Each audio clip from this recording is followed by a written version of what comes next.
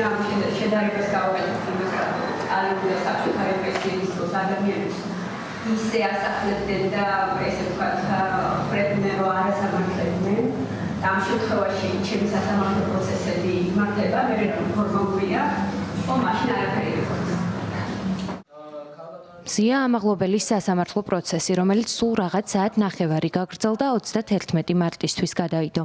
18 მარტს ბათუმის საქალაქო სასამართლოს მოსამართლე ნინო სახელაშვილს, რომელმაც 14 იანვარს ჟურნალის სახკვეთი ღონისძიების სახით პატიმრობა შეუფარდა, მხარეების შესავალი სიტყვები უნდა მოესმინა. თუმცა დაცვის მხარემ განაცხადა, რომ ისინი შესავალ სიტყვას ვერ იტყვიან, ვიდრე არ ეცოდინებათ და ერთვება თუ არა საქმეს, მათ მიერ წინა სასამართლოს ხდომის შემდეგ წარდგენილი მტკიცებულებები.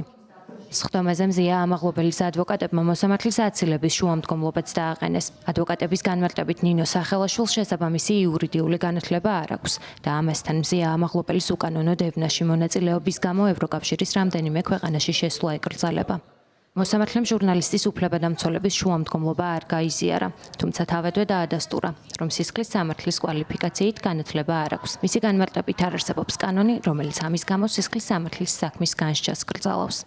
სასამართლოს მიაჩნია, რომ ყველა ის საკითხი და არგუმენტი, რასაც დაცვის მხარე ყურადღება დააყრდნილა, არ გამომდინარეობს მოხელი გაგებულიდან გამომდინარე, შესაბამისად დაცვის მხარის შუამდგომლობა აცილებასთან დაკავშირებით არ უნდა დაწესებულდეს, აღნიშნული გაჩნდება ცალკე არ საჭიროება შეგვიძლია გაასაჭიროთ შემაჯამებულ გადაწყვეტილებასთან ერთად. ჩვენ დღეს მივიღეთ ინფორმაცია მისგან, რომ მას სისხლის სამართალი არ უსწავლია არც მაგისტრატურის დონეზე ამის კვალიფიკაციის დამადასტურებელი დოკუმენტი მას არ გააჩნია და მას არ აქვს ასევე ჩაბარებული მოსამართლის საკვალიფიკაციო გამოცდა სისხლის სამართლის თვალსაზრისით.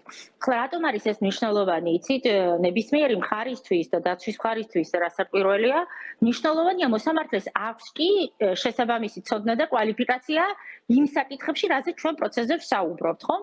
ჯერჯერობით ჩვენ ამის მტკიცებულება არ გაგვაჩნია და რასთავარია მოსამართლემაც დაადასტურა, რომ დიახ, ანუ როგორც მისი განათლება სისხლის კუთხით არ დასტურდება, სისხლის სამართლის კუთხით და არც სამოსამართლო გამოცდა არ აქვს მას ჩაბარებული. დღესვე ბათუმის საქალაქო სასამართლომ გადაწყვეტილება გამოაცხადა მზია ამაღლობელის ადმინისტრაციულ საქმესთან დაკავშირებით. მოსამართლე სალიხ შაინიძემ ჟურნალისტი პოლიციელის კანონიერი მოთხოვნისადმი დაუმორჩილებლობის გამო სამართალდამხმევად ცნო და 2000 ლარით დააჯარიმა. ამავე მოსამართლემ წინა სხდომაზე თავადვე განაცხადა, რომ მოწმეების სასამართლოში დაბარება აღარ სჭირდებოდა, რადგან მტკიცებულებებში ისედაც ჩანდა, რომ მზია ამაღლობელი არც პოლიციელებს აყენებდა სიტყვიერ შეურაცხყოფას და არც ოქმში მითითებული პოლიციელი იყო ის, ვინც მზია ამაღლობელი დააგავა. მზია ამაღლობელი ცნობილი იქნა სამართალდამხმევად საქართველოს ადმინისტრაციული სამართალდამხმევთა კოდექსის 173 პუნქტის პირველი ნაწილი და ადმინისტრაციული საქმეების საფედრომა განისაზღვრა ჯარიმა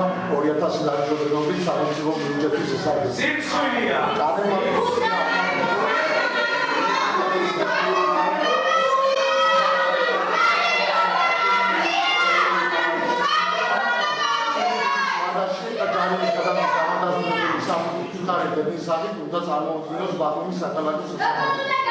მზია ამაღლობელს პროკურატურა პოლიციელზე თავდასხმეს ედავება. ბრალის დამტკიცების შემთხვევაში მას 4-დან 7 წლამდე პატიმრობა ემუქრება. ჟურნალისტმა, რომელიც 11-12 იანვარს ბათუმში მიმდინარე საპროტესტო აქციაზე ორჯერ ადმინისტრაციული, შემდეგ კი სისხლის სამართლის წესით დააკავეს, პროტესტის ნიშნად 38 დღე იშიმშილა. მზია ამაღლობელს პოლიტიკურ პატიმრად მიიჩნევენ და მის გათავისუფლებას ითხოვენ კოლეგები, მხარდამჭერები, ქართველი და უცხოელი პოლიტიკოსები. მისი დაუყოვნებლივ გათავისუფლების მოთხოვნით არაერთი განცხადება გაავრცელეს ადგილობრივმა და საერთაშორისო უფლებადამცველმა ორგანიზაციებმა.